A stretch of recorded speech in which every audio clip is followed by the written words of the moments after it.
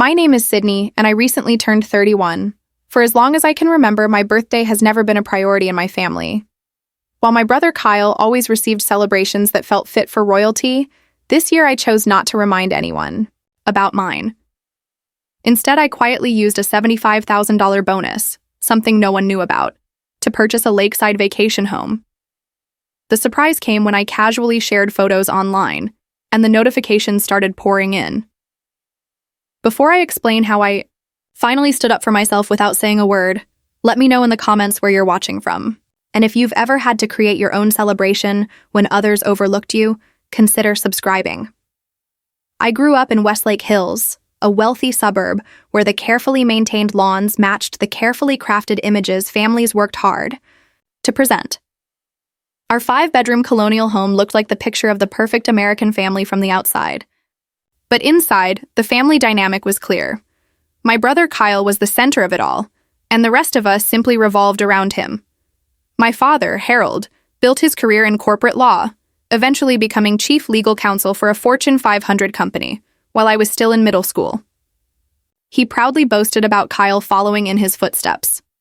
When Kyle joined the high school debate team, my dad treated the entire family to the most expensive restaurant in town.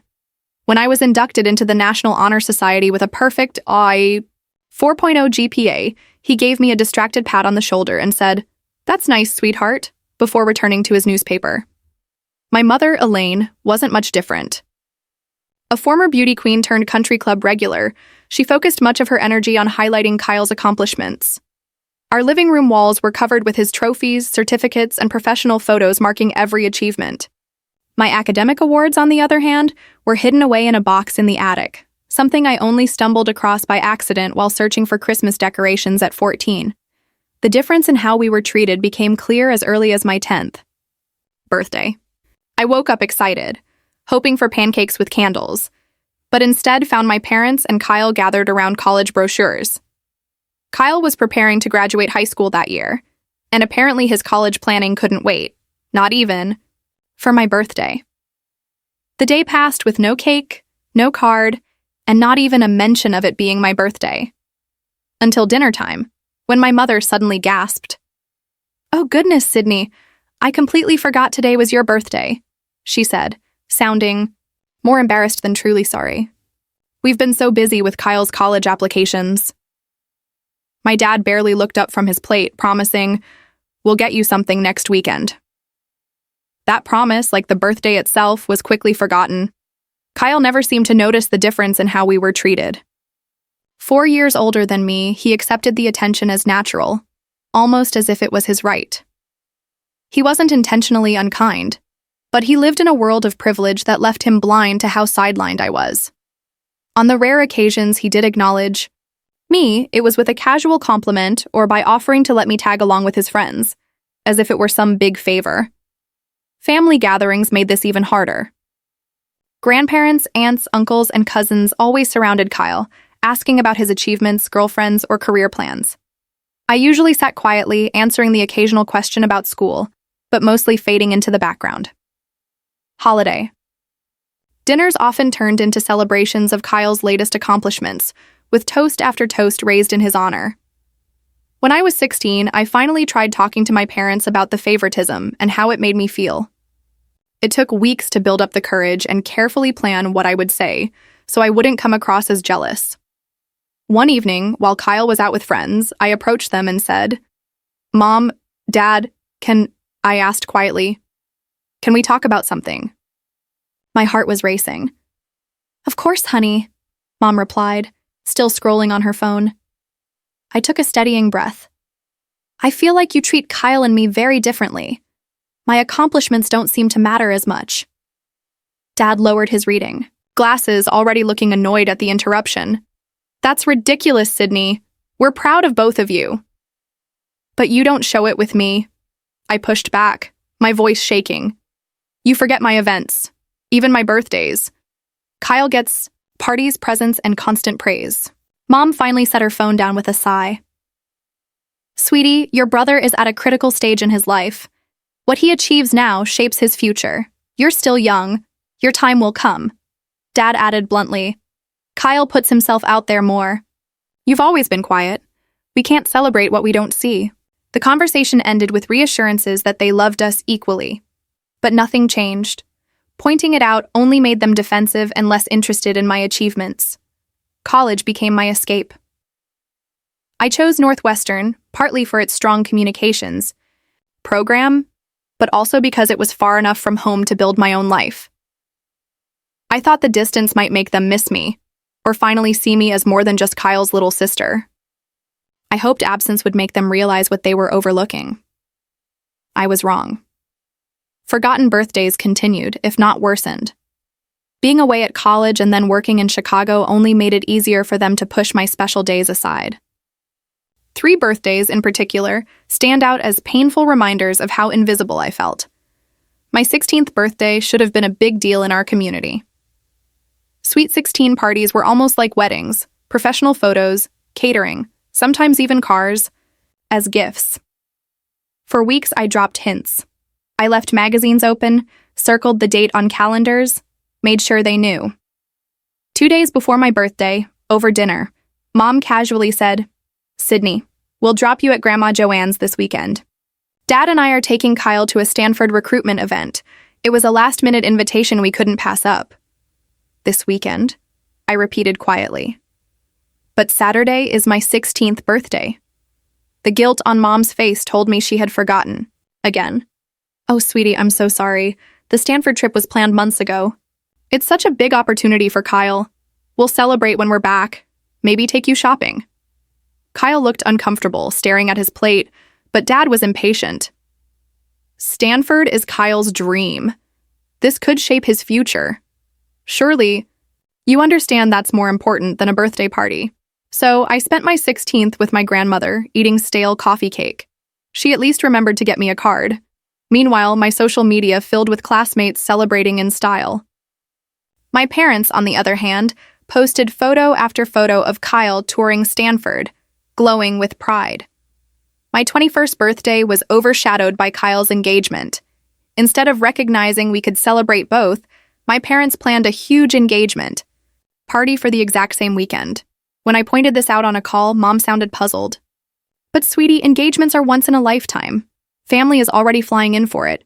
You can celebrate with friends anytime." So I attended, smiled in photos, toasted my brother and future sister-in-law. No one mentioned my birthday, except my cousin Megan. She pulled me aside. "Isn't it your birthday too?"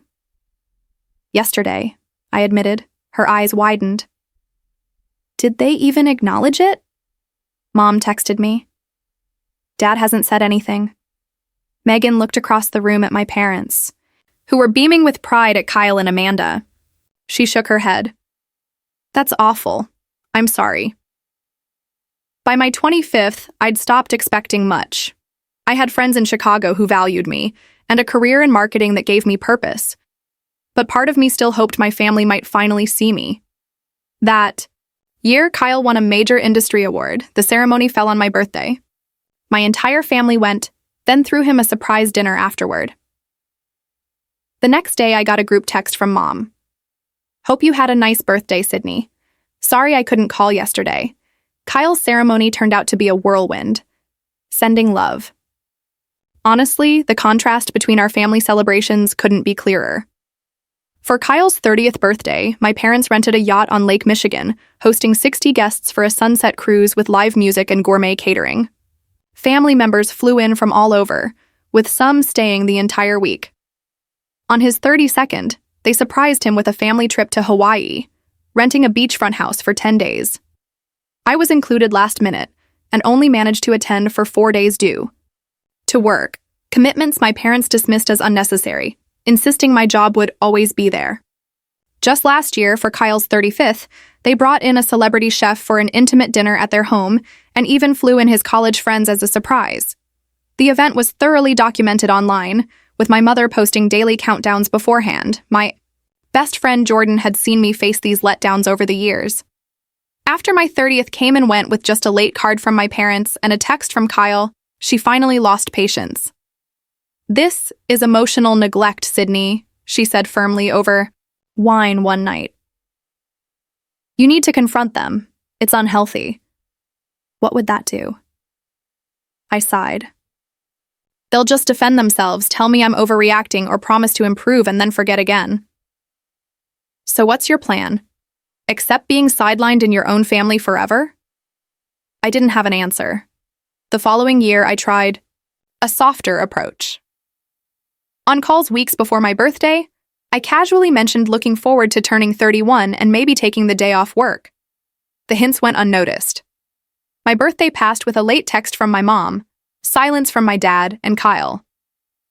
That night, crying into my pillow, something shifted.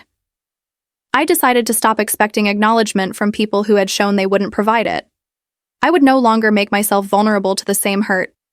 Instead, I would celebrate myself, without waiting for validation that never came. At the time, I didn't realize how transformative that decision would be. While my family overlooked my milestones, I was steadily building a career they couldn't ignore forever. After graduating with honors from Northwestern in marketing and communications, I secured an entry-level job at Burke Marketing Group, a mid-sized Chicago agency. The pay was modest, but the mentorship was invaluable. Over 3 years, I took on extra projects, stayed late, worked weekends, and absorbed everything about digital marketing strategy. When my manager left for Apex Creative Solutions, one of the country's top firms, he invited me to join. The role meant higher pressure and longer hours, but also greater pay and prestige. When I told my parents, my father's response was dismissive. "Advertising, huh? I thought you'd follow your brother into law." I swallowed the sting and focused on the opportunity ahead. At Apex, I began in a junior role, but quickly stood out for combining creative ideas with precise execution. About a year later, Teresa Williams, the executive creative director, took notice. When a major skincare company asked the agency to rebrand for Gen Z and millennials, she unexpectedly added me to the pitch team. "Your demographic report on the Whitney account impressed me," she explained. "You understand younger consumers in ways some senior staff don't. I need that perspective." The pitch succeeded, and suddenly I was second in command on a multi-million-dollar account. For the next 2 years, I poured myself into the project, arriving early, leaving late, skipping birthdays and vacations to ensure everything was perfect. I developed detailed buyer personas, pushed for extensive focus groups, and personally revised copy to better reflect the audience. Some colleagues thought I was too demanding, but Teresa stood by me.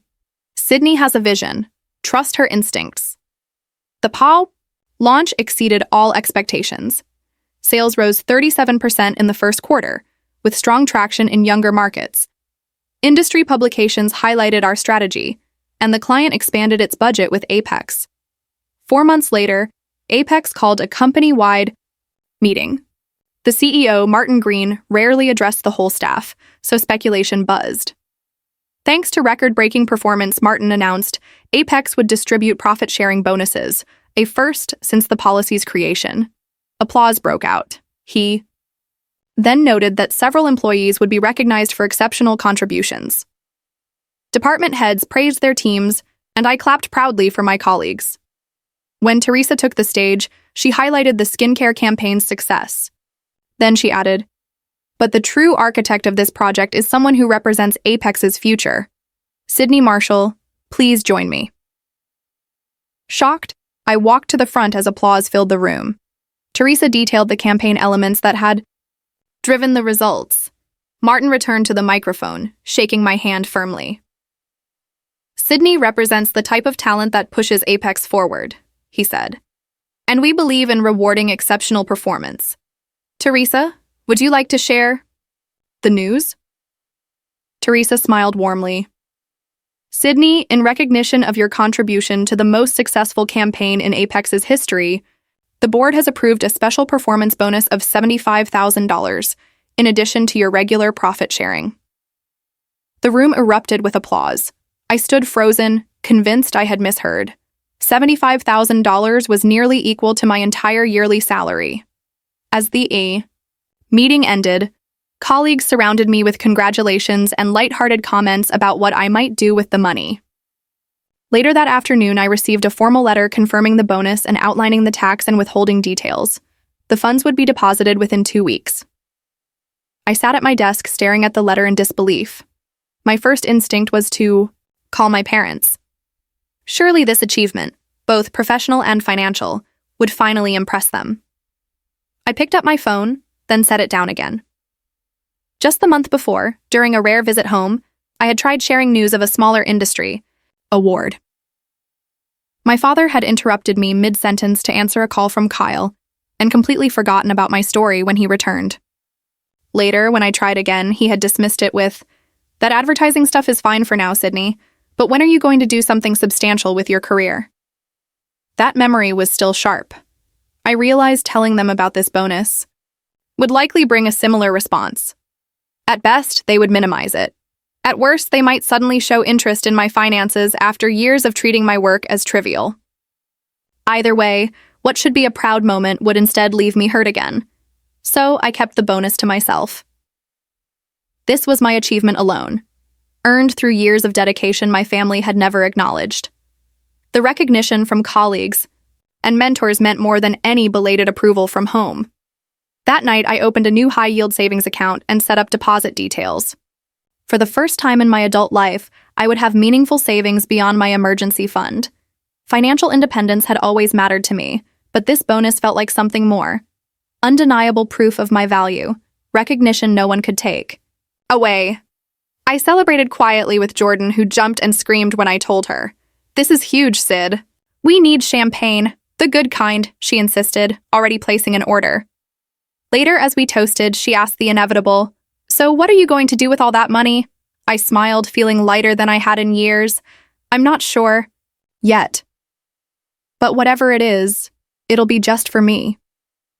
I didn't realize then how true those words would become, or how they would set off events that would finally force my family to see me differently. As my 31st birthday approached, the signs of being overlooked by my family appeared right on schedule. The family group chat buzzed with plans for Kyle's promotion party. After 10 years at his law firm, he was being named junior partner, something my father called the proudest moment of his life. My mother sent constant messages about menus, decorations, and travel plans for extended family. The party, set for 3 weeks after my birthday, dominated all family communication. 2 weeks before my birthday, my mother called about the family gift for Kyle. "We're thinking of going in together on a luxury watch," she said. "It'll be about $500 each," I agreed, knowing it was easier than explaining my hesitation. As the call ended, she added, "Oh, and we'll need you to take Friday off for the party. Your father insists everyone be there Thursday evening for the family dinner." Neither of them mentioned my upcoming birthday, though it was clearly marked on the family calendar. After last year's disappointment, I decided not to remind them. I wanted to see what would happen if I stayed silent. My birthday arrived on a clear spring Tuesday. Sunshine filled my apartment. I checked my phone, emails from work, messages from Jordan and 2 friends, and promotional birthday offers from retailers.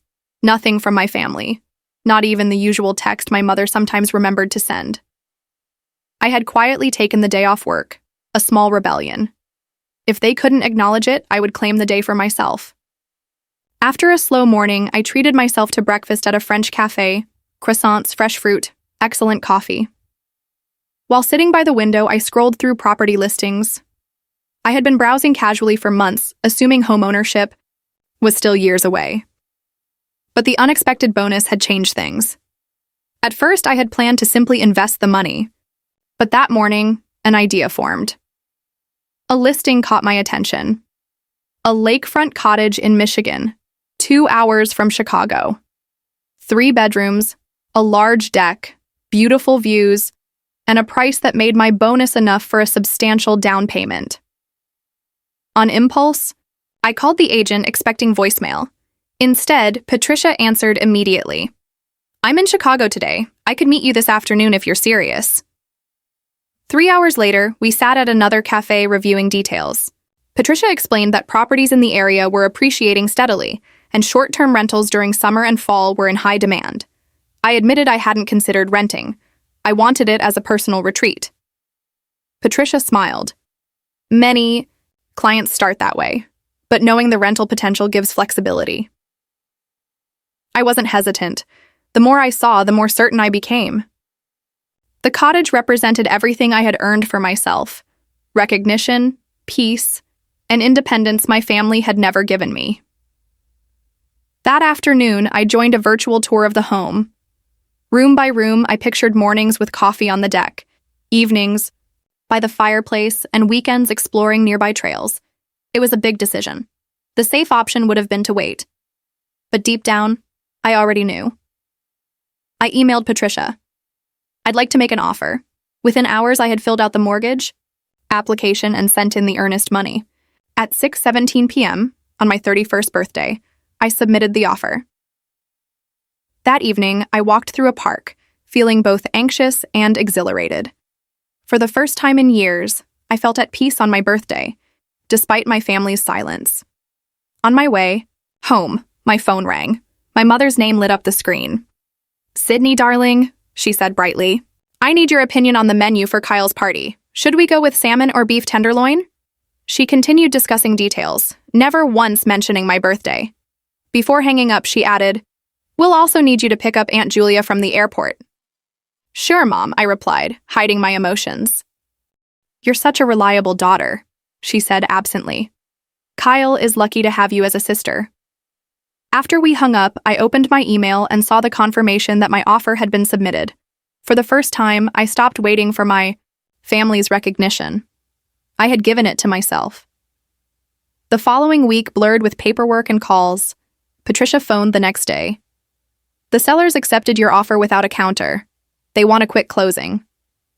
The mortgage process moved quickly, thanks to my financial position. The inspection revealed only small issues the sellers agreed to fix. 3 weeks later, one day before Kyle's promotion party, I signed the closing papers and received the keys to my lake house. The timing felt perfect. The next morning, instead of heading to my parents' home for Kyle's celebration dinner, I drove in the opposite direction, toward Michigan and toward the life I had chosen for myself. I told her I couldn't make it that night. The Anderson account was falling apart, and as project lead, I had to take charge personally. She sounded disappointed, but quickly moved on, focusing instead on last-minute details for Kyle's party. "You'll be there tomorrow, though, right? Kyle would be crushed if you missed it." I promised I'd try, though I knew I had no intention of going. For once, my own milestone mattered more than Kyle's. Driving up to the lake house for the first time as its owner was surreal. The photos hadn't captured how the sunlight filtered through the trees along the winding driveway, or how the lake stretched endlessly from the back deck. The house itself, a blue-gray Cape Cod with white trim and a wraparound porch, looked like it belonged on a postcard. Standing in the empty living room, I felt a mix of fear and excitement. The 3-bedroom cottage was small compared to my parents' standards, but perfect for me. The main floor featured an open-concept living space with vaulted ceilings and a stone fireplace. A dining area overlooked the lake, and the kitchen, though dated, was fully functional. The primary bedroom suite completed the main level, while upstairs held 2 more bedrooms and a small office nook. The deck, however, was the highlight. Wrapping around 3 sides, it offered multiple seating areas with sweeping water views. A sloping path led to a private dock, where I could already picture countless summer afternoons. I'd only brought an air mattress, some toiletries, and a cooler for the weekend. As I unloaded, a silver-haired woman approached from next door carrying a covered dish. "Hello there. You must be the new owner," she said warmly. "I'm Margaret Wilson. My husband James and I live just north of you." Before I could decline, she insisted I join them for dinner. "It's tradition here to welcome newcomers. Besides, I've made too much lasagna for just the 2 of us." That evening, on their screened porch with a glass of local wine, I learned about the tight-knit lakeside community. Most owners were retirees or professionals from Chicago and Detroit who used their homes for weekends and holidays. "You'll too. Love it here," James assured me. Boating and swimming in summer, the colors and wine tours in fall, skiing in winter, wildflowers in spring. Each season has its charm. The next morning, I drove to the nearby village, a small town about 30 minutes away with furniture shops, home goods stores, and a farmer's market. I picked out essentials: a bed, a sofa with armchairs, a dining table for small gatherings, and basic kitchen items. "Delivery out to Silver Lake?" the furniture shop owner asked. "You must have bought the old Peterson place. Word travels fast around here." Over the following month, I spent weekends transforming the house from empty shell to personal retreat. I painted the kitchen cabinets soft gray-blue, updated light fixtures, and carefully furnished each room. The primary bedroom became a soothing space of whites and blues, while the guest rooms carried their own styles, one nautical, one botanical. Occasionally, I noticed missed calls from my parents, always related to Kyle's ongoing celebrations. There had been a main party, a partner's retreat, and a client appreciation event. Each time, I gave polite work excuses, never mentioning where I truly was. 6 weeks in, I finally took a full week off work to finish the transformation. I added window boxes of trailing flowers, hung artwork, and placed finishing touches that made the home entirely mine. By Friday evening, I stood on the deck, exhausted but fulfilled, watching the sunset turn the lake golden. Inside, framed certificates of my career achievements hung beside landscape photography I had collected. The bookshelves displayed works that shaped my thinking, souvenirs from travels, and photos of friends who celebrated me when my family did not. That first weekend in the completed house became a private retreat. I woke at sunrise, walked along the shore, read long-neglected books, and cooked simply for my own enjoyment. On Sunday morning, I sipped coffee on the dock, watching ducks glide through the reeds. On impulse, I took out my phone and snapped photos. The house in morning light, the deck chairs, the view from the bedroom, the decorated rooms inside. Scrolling through the shots, I felt proud. Without much thought, I posted them to Instagram with the caption, "Weekend vibes. Nothing beats lake life." I paused briefly, questioning whether sharing meant I was seeking validation again. But this felt different, more like documenting a personal milestone than chasing approval. I hit share and set my phone aside. Later that evening, as I prepared to return to Chicago, I checked again. Dozens of likes and comments had rolled in. Friends admired the house, asking questions about the property. Then I saw new notifications from my mother, father, and Kyle. Their incredulous comments didn't rattle me. After years of chasing their recognition, I had received it without effort. The irony wasn't lost on me. I packed up calmly, walked the property one last time, and locked the door behind me. The storm with my family could wait. Tonight was mine, my house, my achievement, my moment. Consulting family before major purchases is often wise. Real estate, especially, is a serious commitment that requires both research and expertise. I reminded them I had both. I had done thorough research, worked with trusted professionals, and made a sound investment. My finances were strong, my credit was excellent, and the property was already increasing in value. "Why wouldn't you tell us?" my mother pressed, her voice filled with genuine confusion. "We're your family. We should know about important changes in your life." That question cut to the core of our dysfunctional pattern, and for the first time, I didn't soften my response to spare their feelings.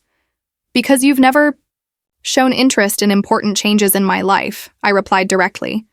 "My academic achievements, career successes, and personal milestones have always been treated as afterthoughts, if they were acknowledged at all. Why would I share this success with people who consistently dismissed it?" "That's ridiculous," my father scoffed. "We've always supported both our children equally." I laughed, though the sound surprised me with its bitterness. "Dad, that's simply not true. Let me give you a few examples." Calmly but firmly, I laid out the pattern. Forgotten birthdays contrasted with Kyle's elaborate celebrations. My 16th birthday, when they took Kyle on a college visit. My 21st, overshadowed by his engagement party. And just last year, when they couldn't even make a phone call. "Every milestone in my life has been eclipsed by something involving Kyle," I continued. "Every accomplishment minimized or ignored. So when I received recognition at work, in the form of a bonus, I used it to invest in something that would bring me joy, without waiting for approval I knew wouldn't come." Kyle, who had been unusually quiet, finally spoke. "I had no idea you felt this way, Sid. I mean, I knew Mom and Dad made a bigger deal about my stuff, but I didn't realize your birthdays were consistently forgotten." My mother's eyes filled with tears. "We never meant to make you feel less important, Sydney. We love you just as much as Kyle." "I believe you think that's true," I said evenly. "But your actions have shown otherwise." Uncomfortable with the emotions in the room, my father shifted the focus. Regardless of old misunderstandings, buying property without family input is irresponsible. Do you even know what it takes to maintain a lake house? Winterization alone costs thousands. I've already arranged for that, I answered. And I've connected with local service providers and neighbors, people who've been far more welcoming than my own family. There's no need to be harsh, my mother admonished. We're just concerned about such a major decision. No, I corrected. You're upset I made a major decision without your control. You're bothered that I achieved something significant unrelated to Kyle. Most of all, you're unsettled that I stopped seeking validation from people who have never given it.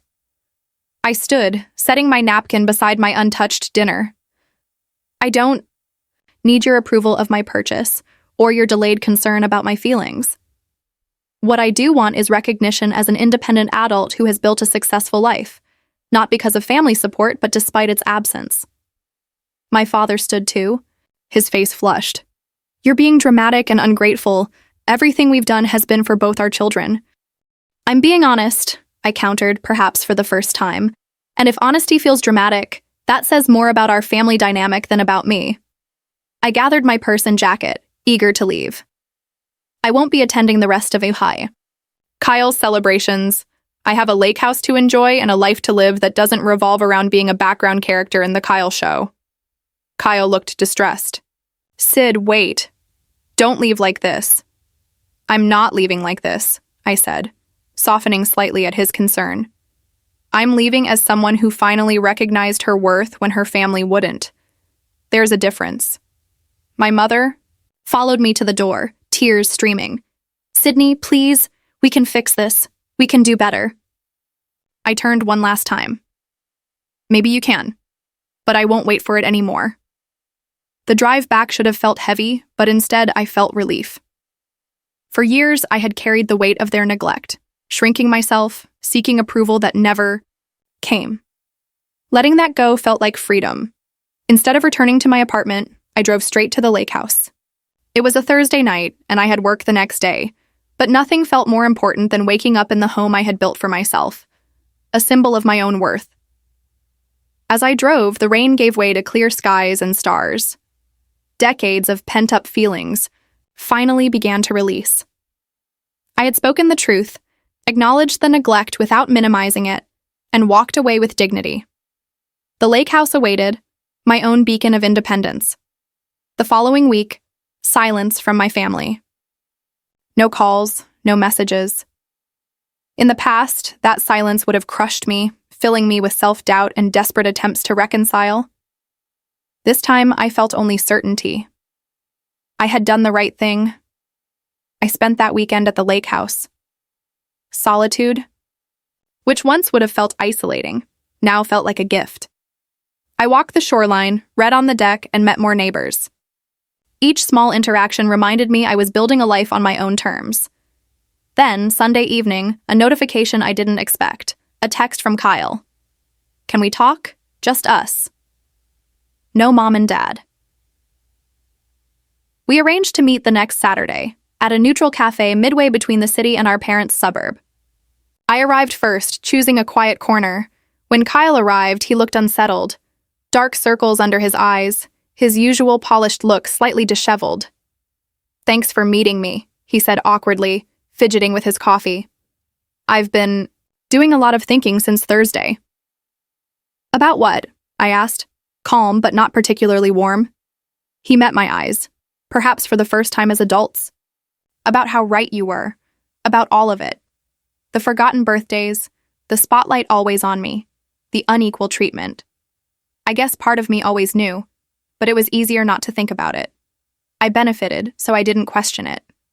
Saying, "It out loud sounds awful." It does, I agreed, but I appreciate your honesty. Kyle ran a hand through his hair, a nervous habit from childhood. After you left, Mom cried for hours. Dad just kept drinking and muttering about ingratitude. I started thinking about all the birthdays you mentioned, realizing I couldn't recall a single recent celebration for you. Then I looked at family photos. He pulled out his phone. Look at this, Mom and Dad's anniversary last year. The picture showed them flanked by Kyle and his wife, with me off to the side, almost like an afterthought. He swiped to another. Photo. Christmas, 3 years ago. Again, Kyle Central, me on the edge. It's in every photo, Sydney. You've been pushed to the margins, literally. I couldn't unsee it.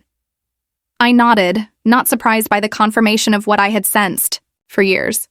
I'm sorry, Kyle said quietly. I'm sorry I never noticed, never spoke up, and never made sure you were included. I was too caught up in my own life, accepting their favoritism without considering how it affected you. His apology, unexpected yet genuine, eased something tight inside me. Thank you for saying that, I replied. Then he added with a small smile, Your lake house is beautiful. I looked at your photos again after you left. It really suits you. Elegant but not flashy, comfortable yet refined. We talked for nearly 3 hours, the longest one-on-one conversation we'd had in years. Kyle opened up about his own struggles. The pressure of being the golden child, the fear of disappointing our parents, and how that shaped many of his choices. I shared about my career in marketing, my friendships, and the confidence I was building in my own life. As we prepared to leave, I asked, would you consider visiting the lake house sometime? Not right away, but maybe in a few weeks. I'd like to show you around and introduce you to my neighbors. I'd like that, he said warmly, then added, and Sydney, happy belated birthday. The following weekend, my best friend Jordan finally came to see the lake house. She arrived with champagne, gourmet snacks, and a belated birthday gift, a wind chime for the deck that sent gentle music across the water when the breeze touched it.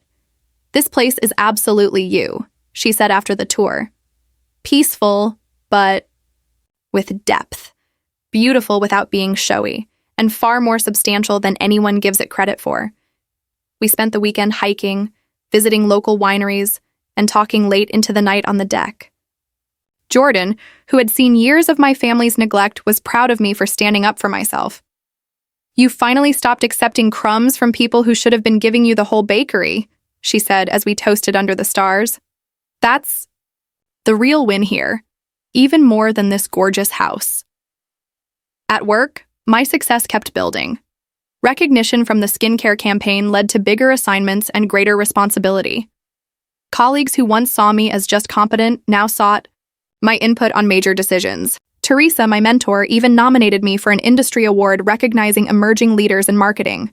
You've found your voice, she told me after I pitched a bold idea to a conservative client, who approved it enthusiastically.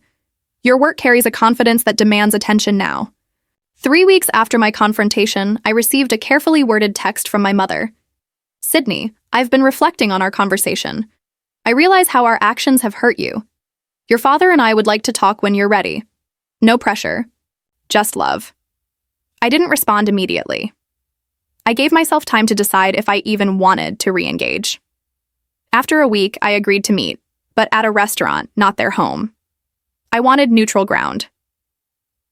The meeting wasn't easy. My mother arrived with a list of birthdays and achievements she had compiled, trying to prove she hadn't forgotten as much as I said.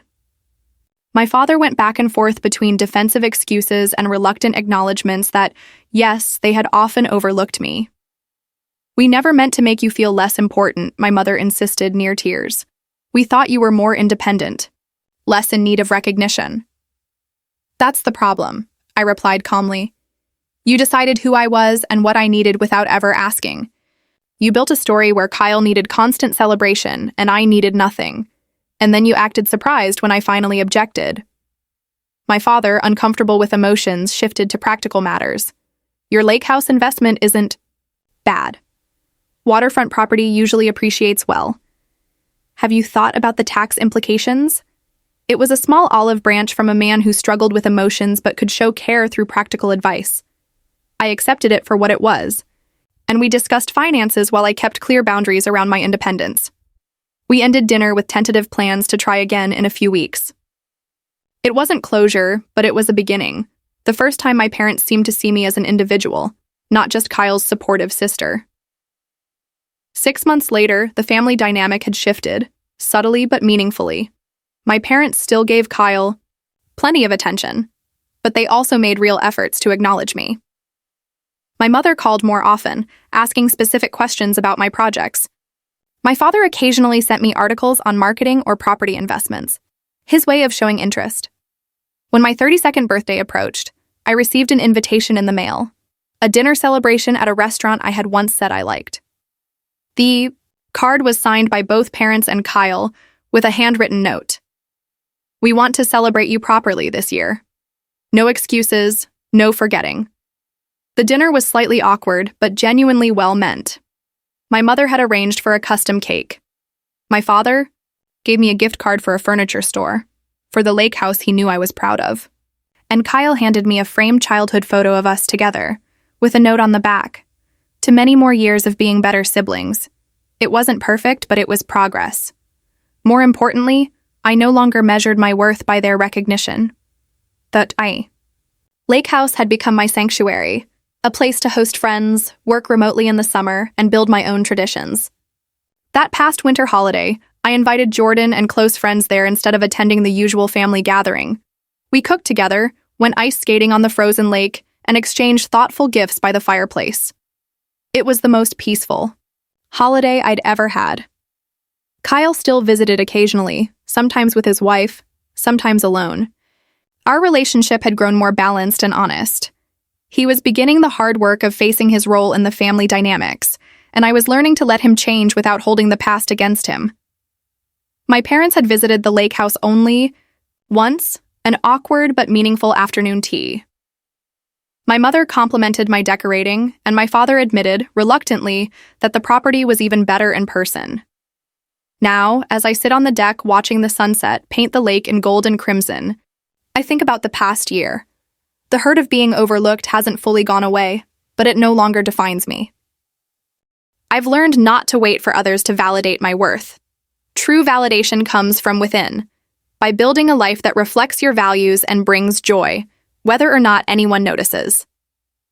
The lake house is my daily reminder. I am capable, successful, and worthy of good things.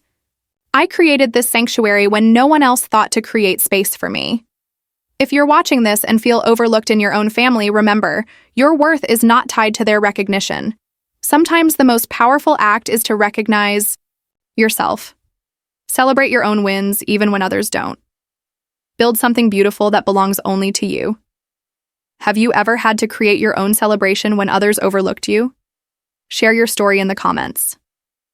And if this resonated with you, please like, subscribe, and share with someone who might need to hear that they deserve to be celebrated, even if they're the one who throws the party. Thank you for listening. And remember, sometimes the family that truly values you is the one you create for yourself.